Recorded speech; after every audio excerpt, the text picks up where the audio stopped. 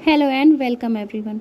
हमारे घर का जो सबसे इम्पॉर्टेंट हिस्सा होता है ना, वो होता है हमारे घर की किचन। और हमारी किचन जितनी ही साफ़ सुथरी होगी ना, काम करने में हमें उतना ही मज़ा आएगा और हमारा काम भी बहुत आसान हो जाएगा। बट रोज़ की भागदौड़ वाली ज़िंदगी में घर का हर कोना साफ़ करना ना थोड़ा मुश्किल हो जाता है। तो आज मैं आपसे कुछ ऐसे टिप्स एंड ट्रिक्स शेयर करने वाली हूँ जिससे कि आपका किचन हमेशा ही साफ़ रहेगा।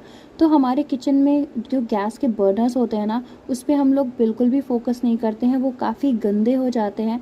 तो इनको साफ़ करने का एक बहुत ही आसान सा ट्रिक है, तो चलिए आपसे मैं वो शेयर करती हूँ। और थोड़े थोड़े दिन पे हमें इसको क्लीन करते रहना चाहिए। उसके लिए हमें चाहिए एक वेसल जिसमें हम इसको अच्छे से डुबो के रख सकें और अच्छे से ये खुल के आ जाए। देखिए मैंने तीनों रख दिए हैं अपने बर्नर्स को, और इसके ऊपर हम लोग डालेंगे एकदम गर्म, मतलब अच्छा खासा गर्म पानी। देखिए पानी से धुआं भी निकल रहा है, तो अच्छा खासा गर्म पानी चाहिए। गर्म पानी डालते ही जो उसमें गंदगी है ना, वो थोड़ी थोड़ी सी छूटने लगती है। तो उसके बाद हम लोग डालेंगे इसमें थोड़ा सा विनेगर, दो ढाई चम्मच मैंने करीब डाला है इसमें विनेगर। उसके बाद हम लोग इसमें डाल रहे हैं बेकिंग सोडा। बेकिंग सोडा से ना तुरंत देखिएगा आप, थोड़ी ही देर में गंदगी एकदम ब्लैक ब्लैक सी ऊपर से आने लगेगी।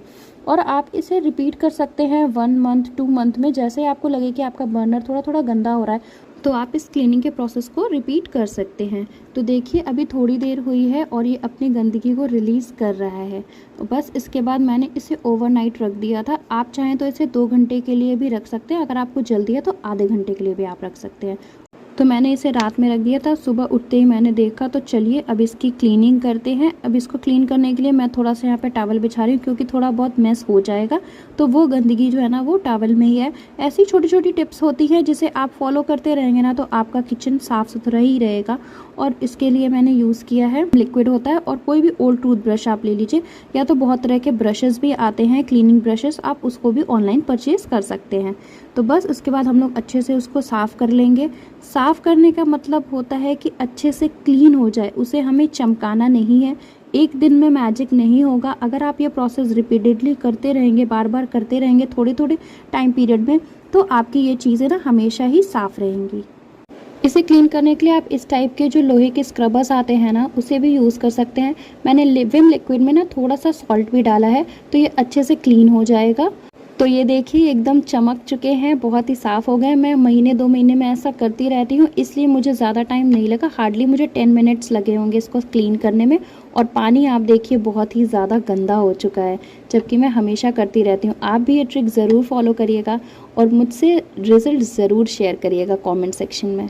तो बस हमारे बर्नर्स इतने सिंपल स्टेप्स में क्लीन हो जाएंगे, और इसके बाद हम लोग इसको नॉर्मल वाटर से वॉश करके ड्राई करके अपने स्टोव में लगा लेंगे। हमारे किचन में काम तो बहुत सारे होते हैं, और इन कामों को करने के लिए हम बहुत सारे ऐसे इलेक्ट्रिकल अप्लायंसेस यूज़ करते हैं जिससे कि हमारा काम काफ़ी आसान हो जाता है। तो उसमें से जो सबसे ज़्यादा यूज़ होता है, आई थिंक वो होता है मिक्सर ग्राइंडर। तो इसको यूज़ करने के बाद ना हम लोग क्या करते हैं, इसको ऐसे ही छोड़ देते हैं और हमारा काम हम लोग कंटिन्यू करते हैं। बट यही हम मिस्टेक करते हैं।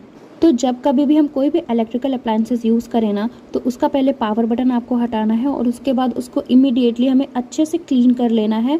क्योंकि कभी कभी हम जल्दी में काम करते हैं तो कुछ चीज़ें गिर जाती हैं, कभी कुछ हो जाता है। तो अगर हम उसको तुरंत साफ़ कर लेंगे ना, तो हमारा एक टास्क कंप्लीट हो जाएगा, और उसके आसपास के एरिया को भी अच्छे से वाइप ऑफ कर लेंगे। ये हार्डली 2 मिनट्स भी नहीं लगते हैं इस काम को करने में। अगर आप इसको मिस कर देंगे ना, तो आपको भले ही ज़्यादा टाइम लगेगा, क्योंकि आप एक बार मिस करेंगे, 2 बार मिस करेंगे, तो वो जो गंदगी है ना वो वहाँ पे स्टिक होने लगेगी, तो उसको साफ़ करने में आपको ज़्यादा समय लगेगा। और अगर आप उसी समय पे उसको साफ़ कर लेंगे तो आपको हार्डली 1 मिनट से भी कम का समय लगेगा। तो जब कभी भी हम बर्तन वॉश करते हैं ना सिंक एरिया में, तो जो हमारे सिंक एरिया का पास का काउंटर होता है ना, वो अक्सर गीला हो जाता है और काफ़ी वेट रहता है। तो उसको क्लीन रखने के लिए मैं यहाँ पर यूज़ करी हूँ बेबी ड्राइंग मैट्स। मार्केट में आपको ईजिली मिल जाएंगे, बहुत ही रीज़नेबल प्राइस में मिल जाएंगे। ऑनलाइन भी आप इसको परचेज़ कर सकते हैं। और जब भी हम लोग ऐसे जार्स क्लीन करते हैं ना, तो उसमें रबर लगा होता है, उसके अंदर भी बहुत सी ऐसी गंदगी आ जाती है, तो उसको भी हमें टाइम टू टाइम क्लीन करते रहना चाहिए। और ऐसे जार के बैक साइड में भी कॉर्नर्स में थोड़ी थोड़ी गंदगी आने लगती है, तो आप इसको स्टार्टिंग से अगर क्लीन करते रहेंगे ना, तो आपका वहाँ गंदगी बिल्कुल भी नहीं लगेगी। बस उसको आपको सूखे कपड़े से अच्छे से पोंछ के वाइप करके रख देना है। और ये देखिए, जिन मैट्स की मैं बात कर रही थी उससे बिल्कुल भी ये एरिया एकदम नीचे ड्राई है, बिल्कुल भी वेट नहीं हुआ है हमारा एरिया। तो ये बहुत ही अच्छा ऑप्शन है, आप चाहें तो इसे ट्राई कर सकते हैं। तो चलिए वीडियो में आगे बढ़ते हैं और आपको नेक्स्ट टिप बताते हैं। हमें अपने काउंटर टॉप पे ना एक छोटा सा डस्टबिन ज़रूर रखना चाहिए, सो दैट जो हम किचन में काम करते हैं ना, तो बहुत सारी ऐसी चीज़ें होती हैं, छोटे मोटे कचरे होते हैं जिनको हमें बार बार डालना पड़ता है। तो एक छोटा डस्टबिन अगर हम ऊपर रखेंगे तो हमारे लिए काफ़ी कन्वीनियंट हो जाएगा। और ये जो छोटा वाला डस्टबिन है ना, इसको मैंने पीडियाश्योर के डब्बे से बनाया हुआ है। ये काफ़ी अच्छा वर्क कर रहा था, तो मैंने इसमें इन्वेस्ट करने का बिल्कुल नहीं सोचा। हमारा जो सिंक एरिया होता है ना, उसको हमेशा हमको क्लीन करते रहना चाहिए, डे बाय डे। आप चाहें तो वंस इन अ वीक या तो वीक में 2 टाइम्स भी कर सकते हैं, अगर आपके किचन में कॉकरोच वगैरह आते हैं तो सिंक में आपको डालना है बेकिंग सोडा, विनेगर। ये वही विनेगर है जो हम लोग खाने में यूज़ करते हैं, और आपको सिंक के एरिया में भी अच्छे से डाल देंगे। उसके बाद अगर आप चाहें तो इसमें डेटॉल भी डाल सकते हैं। डेटॉल से जो हमारा एरिया है ना, वो काफ़ी डिसइंफेक्टेंट हो जाएगा। और उसके बाद उसके अंदर हम लोग डाल देंगे अच्छे से गरम गरम पानी। गरम पानी को आप पूरे सिंक एरिया में अच्छे से डाल देंगे, तो जो आपकी सिंक एरिया की चिकनाई होगी ना, वो भी अच्छे से क्लीन हो जाएगी। इस प्रोसेस के बाद आपको थोड़ी देर का वेट करना है। उसके बाद अच्छे से स्क्रबर से पूरे सिंक एरिया को अच्छे से स्क्रब करके साफ़ कर लीजिए। आप देखिएगा थोड़े ही टाइम में बहुत एकदम अच्छे से चमक जाएगा आपका सिंक एरिया भी। और जो आसपास की टाइल एरिया होती है ना, उसको भी आपको अच्छे से रेगुलरली क्लीन करते रहना चाहिए। सिंक एरिया में हमारे टैप्स भी आते हैं और वो भी गंदे हो जाते हैं अगर हम उनकी तरफ ध्यान नहीं दें। तो इसको क्लीन करने के लिए मार्केट में क्लीनिंग एजेंट आते हैं, उसको आप यूज़ कर सकते हैं, नहीं तो आप विनेगर वाला सॉल्यूशन भी यूज़ कर सकते हैं। इनको बस क्या करना है, आपको बस उसके ऊपर स्प्रे कर देना है और 2-4 मिनट का वेट करना है। उसके बाद हल्के स्क्रबर या कोई भी आप स्कॉच ब्राइट से ही हल्का सा स्क्रब कर देंगे तो वो काफ़ी अच्छे से क्लीन हो जाएंगे।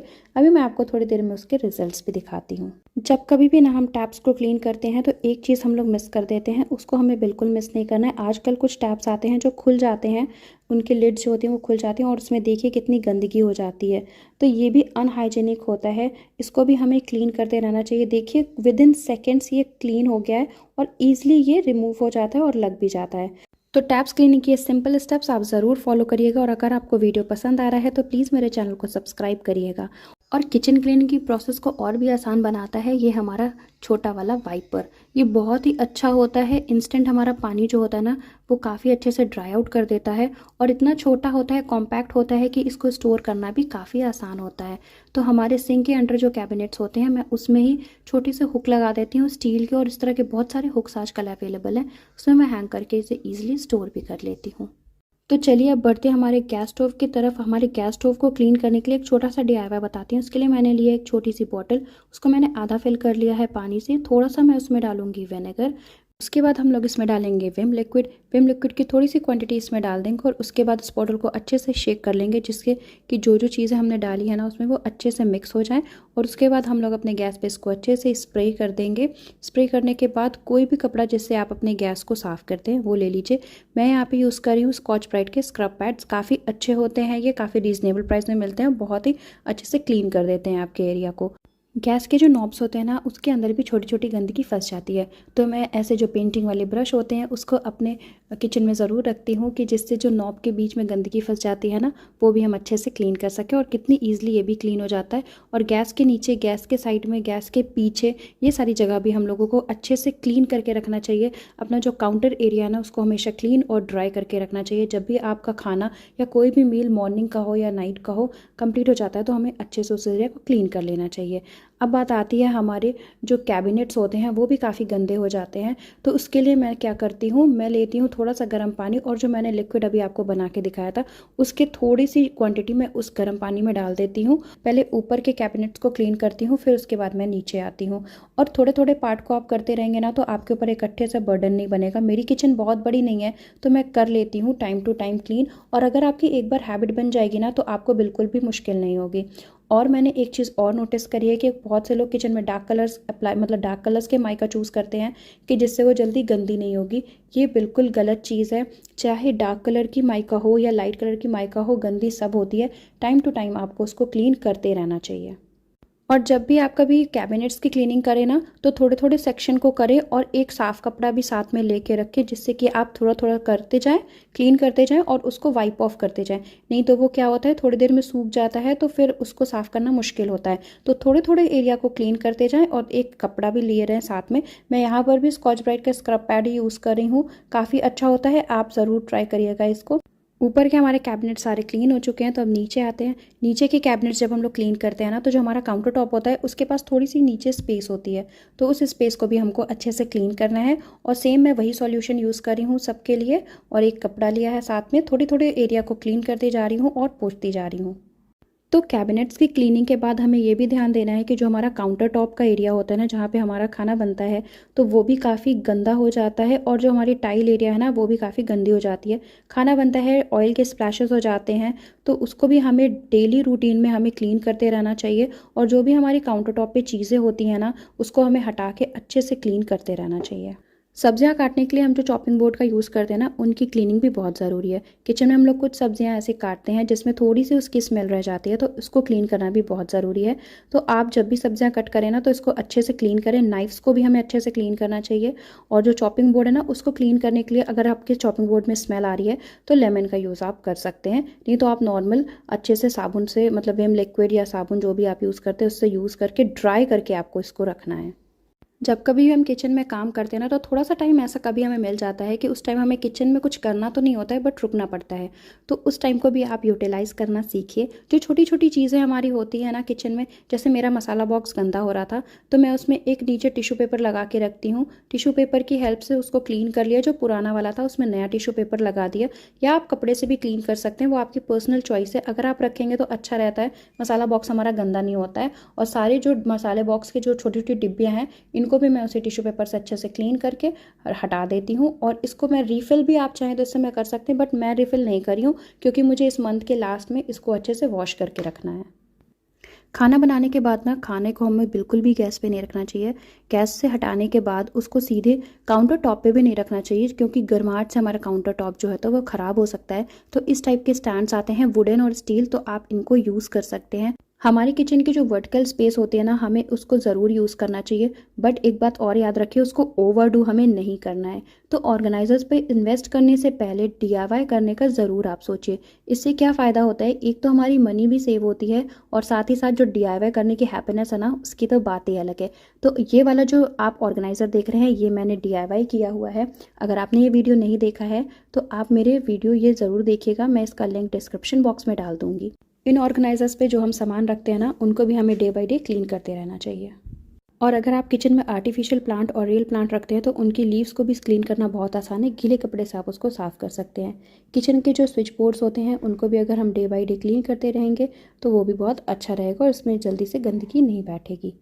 जब कभी भी हम कुकिंग करते हैं ना, तो जो कढ़ाई की लिड्स होती हैं और जो स्पैचुला होते हैं, वो हम लोग कुकिंग करते समय कभी गैस पे, कभी काउंटर टॉप पे ऐसे ही रख देते हैं। तो वो चीज़ हमें बिल्कुल भी नहीं करनी चाहिए। इसके लिए मैंने मीशो से मंगाया था ये प्रोडक्ट, जिससे कि जो हमारी लिड्स होती है ना, वो काफ़ी अच्छे से होल्ड करके रखता है, और जो हमारे काउंटर होता है ना, बहुत ही क्लीन रहता है। उसको बार बार हमें वाइप करना नहीं पड़ेगा। तो अगर आप लिड यूज़ करें तो आप ऐसे इसको रखिए। अगर आप लिड नहीं यूज़ करें हैं, तो आप 4 स्पैचुला को ऐसे वर्टिकली भी अरेंज करके रख सकते हैं। ये मैंने मंगाया है मीशो से, मुझे ग्रीन कलर में रिसीव हुआ है। इसको वॉश करना काफ़ी सिंपल है, और ये अंडर 150 रुपीज़ मुझे मिला है, और इस समय सेल चल रही है, आप चाहें तो इसे मंगवा सकते हैं। मैं इस प्रोडक्ट का लिंक डिस्क्रिप्शन बॉक्स में डाल दूँगी। आई होप आपको मेरी ये वीडियो हेल्पफुल लगी, और वीडियो थोड़ी सी भी हेल्पफुल लगी हो तो प्लीज़ मेरे चैनल को सब्सक्राइब करिए, लाइक करिए, और अपने फ्रेंड्स और फैमिली के साथ शेयर करिएगा। और कमेंट सेक्शन में मुझे ज़रूर बताइएगा कि आप कौन से ऐसे टिप्स और ट्रिक्स फॉलो करते आ रहे हैं, या आप मेरी वीडियो देखने के बाद उसे फॉलो करेंगे। तो आप सभी से मिलती हूँ अपने नेक्स्ट वीडियो में। तब तक के लिए bye bye, take care and Radhe Radhe.